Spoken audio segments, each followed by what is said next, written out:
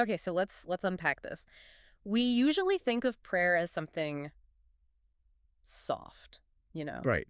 Deeply personal, emotional. Yeah, maybe a little abstract. It's a conversation, a request, maybe just a moment of silence where you're hoping something lands. Hmm. But the source material we have today, it takes that entire concept and just flips it on its head. It really It does. puts prayer under a microscope or maybe a schematic is a better word for it and says, no, this isn't poetry. This is machinery. It's such a radical shift in perspective. It moves away from that, cosmic vending machine idea. Wish upon a star. Yeah, and treats prayer like a hard science. We're looking at a text called Technology of Prayer by Prophet Joshua Yuzi. And the hook that grabbed me right away, the author isn't just a theologian, he's a biochemist. Which is the crucial lens for this entire deep dive. I Mm. mean, you have someone trained in the scientific method and systems in cause and effect. Right. He knows that in a lab, if you don't have the right reagents, the right temperature, the right catalyst, the reaction just doesn't happen. And he's applying that exact same framework to spiritual practice. Exactly. He's arguing that prayer is a prophetic technology governed by divine laws, not just good intentions. So the premise is that there are mechanics, actual laws of operation that determine how prayer works. If you follow the protocol, you get a result. If Uh, you don't, well, the system fails. It's not that God is ignoring you, it's that the machine wasn't operated correctly. okay. And our mission for this deep dive is to basically reverse engineer this machine. And to explain it, Uzi doesn't start with the Psalms or the Gospels. He goes straight to a very specific, very visual scene in the book of Revelation. Revelation chapter 8, verses 3 through 5. And honestly, reading through the source, it reads less like a religious vision and more like a technical manual. That's exactly how the source treats it, as a blueprint. Yeah. So let's set the scene for you, because this visual is the foundation for everything else we're going to talk about. The text describes an angel standing at a golden altar, Okay, an angel and an altar. Got it. and the angel is holding a golden censer, which, for anyone who hasn't been to, say, a high church liturgy, is basically a vessel for burning incense. Okay. He's given much incense to mix with something very specific, hmm the prayers of all saints. So you have a compound mixture happening here incense plus prayers. Precisely. And this mixture is offered on the golden altar that's before the throne of God. hmm Smoke goes up, that's the upward trajectory. And then, and this is the critical part, the output. Hmm. The angel takes that same censer, fills it with fire from the altar, and throws it down to the earth. And the reaction on earth is not subtle. The text says there were voices and thunderings and lightnings and an earthquake. It's a kinetic, explosive reaction, and that's the analysis here. Mhm. This isn't just poetic imagery, it's a process. Earthly input meets heavenly mechanics. Exactly. And the result is a tangible change in reality. That earthquake represents the answer to the prayer manifesting in the physical world. So their argument is that if we want that result, the fire, the change, we need to understand the components of that machine. We can't just, yell at the sky. Right. The source breaks this down into 6 prophetic elements. Think of them as the components of the technology. If one piece is missing or broken, the whole machine just doesn't work. It's a system of dependencies. Mm-hmm. All right, let's jump into element 1. The source calls this the saints. Or if we're sticking with the tech analogy, this sounds like user access. That's a perfect way to frame it. The text in Revelation specifies that the angel offered the prayers of all saints. And the source emphasizes that this is an exclusionary clause. How so? It says it's only the prayers of saints that ascend to God. Now, we really need to clarify what saint means here, because for a lot of people, that word brings up images of statues or... Or someone who's been dead for 500 years, or Right. someone who's just morally perfect. And the source is very clear. It's not about moral perfection. It's not about being a good person in a generic sense. It's about status. Uzi defines a saint as someone who is born again and a covenant child of God. It's a legal standing. So it's like having a login. You can type on the keyboard all you want, but if you don't have a valid account, the server just rejects the request. That is the implication. The source argues that a relationship with Christ is your spiritual passport. Yeah. Without that adoption into the family, without being born again, the communication might be heartfelt, but technically, Doesn't qualify. it doesn't qualify as prayers of the saints within this specific system. That sounds a little harsh to modern ears, though. The idea that God might not process a prayer because of a status issue. Well, the source does nuance this. It acknowledges that God hears the prayer of salvation. The request to get access is always processed. but for the technology of intersection. For changing events on Earth. The source is adamant. You need the credentials. You need to be a saint by that biblical definition. Otherwise, you're trying to enter a secure facility without a badge. So the first troubleshooting step for unanswered prayer, according to this, is to check your credentials. Are you even in the system? Exactly. Once that's settled, then you have access to the machine. Okay, so we have the user, now we need the hardware. Element 2 is the reference altar. This was fascinating because I usually think of an altar as just, a table in a church. Right, where they keep the candles or something. Yeah, but the source treats it as a necessary piece of equipment. It's a connectivity point. The source states, the presence of an altar is key for our prayers to ascend to heaven. It's described as the place of sacrifice, of consecration. And there's a lot of historical backing for this in the source, right? It talks about Noah, Abraham. Yes, the patriarchs. Yeah. The argument is that whenever they wanted to interact with this divine technology, they built a physical structure, an altar to call upon the name of the Lord. So it wasn't just praying into thin air, they needed a reference point. And the source points out that even the tabernacle of Moses and Solomon's temple were built around this idea, specifically that golden altar of incense. It's almost like installing a cell tower. You need a physical place to transmit the signal from. That's a good analogy. In the Old Testament, you couldn't just pray anywhere and expect the same result. You went to the altar. You went to the place of sacrifice. But, and this is where it gets really interesting for anyone listening today, we don't go around building stone altars in our backyards anymore. My HOA would have some thoughts on that, for sure.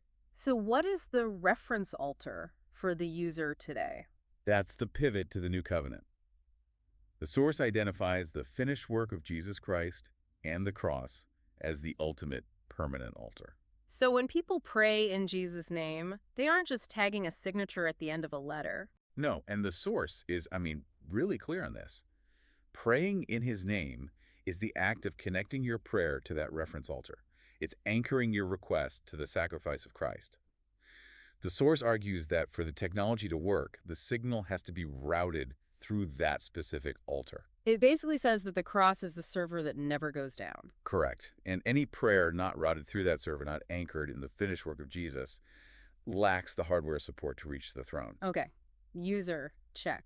Hard, check. Now we need someone to actually operate the thing. Element 3 is the operator, or as the source calls it, the priesthood. And this is a big shift in mindset. In the Old Testament, the old version of the technology, you could say, the priesthood was a select few. You had to go to a guy who went to the altar for you. Right, a mediated experience. But the source quotes 1 Peter 2.5, which says, ye also are an holy priesthood. To offer up spiritual sacrifices. Exactly. The insight here is that the source is telling you, the listener, you are the operator. You don't need a middleman to push the buttons anymore. The source emphasizes embracing priestly authority. I love that phrase, priestly authority. It changes the vibe of prayer from begging to, officiating. That's it. It suggests that when you pray, you are performing a function. You are the minister in your own sanctuary. Your prayer is the spiritual sacrifice. It puts the responsibility and the power squarely in your hands. It's the difference between being a passenger on a plane and being the pilot. The passenger hopes they get there. The pilot has a job to do. That's the distinction. The source is encouraging believers to step into the cockpit. You have the priesthood. You have the access. Okay, so the priest is at the altar. What are we actually putting into the machine? We have the prayer, but the source talks about a specific medium that carries it. Element 4, incense and purity. This is probably the most biochemist-like part of the argument. He talks about the medium. In that Revelation text, the smoke of the incense is what physically carries the prayers up. The fragrance of incense is the medium by which our prayers ascend. Right. Think of it like a chemical carrier. In medicine, you might need a specific solution to deliver a drug into the bloodstream. Here, the incense represents worship, purity, the sweetness of the heart. But, and this is a huge but, the source warns about spiritual contamination. Contamination. Yes. If the incense is purity, there are things that can ruin the mixture. And the source gets very specific. It mentions unforgiveness and malice. And the language it uses isn't soft. It implies that unforgiveness acts as a stench. A stench. That's the visceral imagery. So imagine you're that angel mixing the incense. You want this sweet smell to offer to God, but the user, the person praying, is holding a grudge. And that grudge introduces a foul odor into the censer. Mechanically speaking, the source implies that the stench of unforgiveness cancels out the fragrance of the incense. It neutralizes the medium. So it's like trying to send a signal through a jammed frequency, or putting sugar in a gas tank. Exactly. It gums up the works. The source suggests that if you harbor unforgiveness, you are sabotaging the ascent of your own prayers. It blocks the signal. Which is why the Bible urges, before you pray, forgive. It's not just a moral instruction to be a nice person. It's a maintenance requirement for the technology to function. That is a tough pill to swallow, but it makes perfect sense within the system he's describing. The chemistry is wrong. You're mixing things that don't belong together. Okay, moving on to element 5. This one feels a bit more out there. The facilitators, or angelic activity. This brings us back to that scene in Revelation. We see the angel explicitly involved. But the source makes a really crucial connection here about cause and effect. It completely reframes how we think about angels. We usually think of them as, I don't know, floating around playing harps. Right? Reactive or just decorative. But the source points to the trumpets in Revelation. You have angels standing there ready to sound them, which signifies huge events on earth. But the source points out a sequence. The angels could not sound their trumpets until the prayers of the saints were offered. Wait, so the angels are waiting on us? That is the argument. The source claims that prayer activates heaven's forces. It's not that God doesn't know what we need, but that this technology requires our prayer to authorize their activity. So prayer isn't just asking God to do something, it's practically dispatching the workforce. That's it. The source says angels are waiting for the prayers of the saints to gain the authority to execute God's will on earth.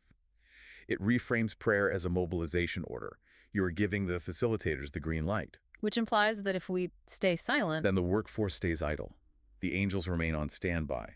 The technology is dormant because the operator hasn't engaged the system. that puts a massive amount of responsibility on the believer. It's not whatever will be, it's what you authorize will be executed. It creates a partnership. Heaven has the power, but earth has the authority to release it. All right, we're down to the final component, element 6. We have the user, the hardware, the operator, the medium, the workforce. What's left? Timing. The dimension of time. This is where strategy comes in. The source argues that effective prayer isn't just about what you say, but when you say it. It gives some examples that are pretty striking. It mentions Luke 1.10, where the multitude was praying specifically at the time of incense. And Elijah calling down fire at the time of the offering of the evening sacrifice. The source suggests there are spiritual window seasons, appointed times. It's not random. It also brings up the children of Issachar. I always love when this obscure tribe gets a shout out. Who were they again? It's a reference from 1 Chronicles. They were a tribe described as men who had understanding of the times to know what Israel ought to do. I like that pairing. Understanding of the times leads to knowing what to do. It implies a kind of intelligence. Situational awareness. The source is saying that prayer shouldn't be a shot in the dark. It should be synchronized. Like in agriculture, you wouldn't plant seeds in the dead of winter and expect a harvest. No matter how hard you work the soil, right, the timing is wrong. Exactly. The mechanics work, the seed is good, but the season is wrong. The source argues that effective prayer aligns with spiritual seasons. There are times for repentance, times for warfare, times for harvest. So it's about aligning your prayer life with, what, a clock? A feeling? With prescribed times or spiritual seasons, it's about being sensitive to when a portal, so to speak, is open, or when the Spirit is moving in a certain direction. It turns prayer into a strategic operation, not just a reactive outburst. So instead of just panic praying, you're looking at the spiritual weather forecast. That's a great way to put it. You're looking for the window of opportunity. Okay, so let's zoom out. What does this all mean? We've got this biochemist pastor telling us we're operating a high-tech spiritual machine. It's a cohesive system.